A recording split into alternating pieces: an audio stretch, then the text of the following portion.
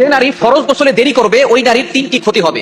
অনেক মা বোন এমন আছে যারা ফরজ গোসল হয়ে যায় কিন্তু এটা করতে চায় না, গোসল করতে চায় না, অনেক দেরি করে করে। দেখা যাচ্ছে রাতের বেলা তার গোসল ফরজ হয়েছে, সে দেখা যাচ্ছে পরের দিন দুপুর বেলা রান্না বান্না শেষ করে এরপরে সে ফরজ গোসল আদায় করে। খবর এটা কখনো করা যাবে না, কেননা এই ফরজ গোসল যখন হয়ে যায় তখন কিন্তু তার নাপাক হয়ে যায় এবং ওই অবস্থায় সে কোরআন পড়তে পারবে না, কোরআন ধরতে পারবে না। এবং এ বিষয়ে অবশ্যই সতর্ক থাকতে হবে যাতে করে ফরজ গোসল অবস্থায় যদি আপনি মারা যান তাহলে আপনার কি অবস্থা হবে। এক নম্বর ক্ষতি হচ্ছে যারা ফরজ গোসল অবস্থায় থাকে, দেরি করে ফরজ গোসল করে, তাদের এক নম্বর ক্ষতি হচ্ছে রহমতের ফেরেশতারা তাদের কাছে আসে না। এবং যেই ঘরে এই ফরজ গোসল দেরি করে যারা করে ওই ঘরের ভিতরে রহমতের ফেরেশতারা প্রবেশ করে না, যেহেতু তারা নাপাক এই জন্য তাদের ঘরে রহমতের ফেরেশতারা প্রবেশ করে না। এই জন্য খুব দ্রুত এই ফরজ গোসলটা আদায় করে নেওয়া উত্তম। এক নম্বর ক্ষতি হচ্ছে রহমতের ফেরেশতারা তাদের কাছে থাকে না, শয়তান তাদের কাছ থেকে ভিড়তে থাকে, তাদের কাছে চলে আসে।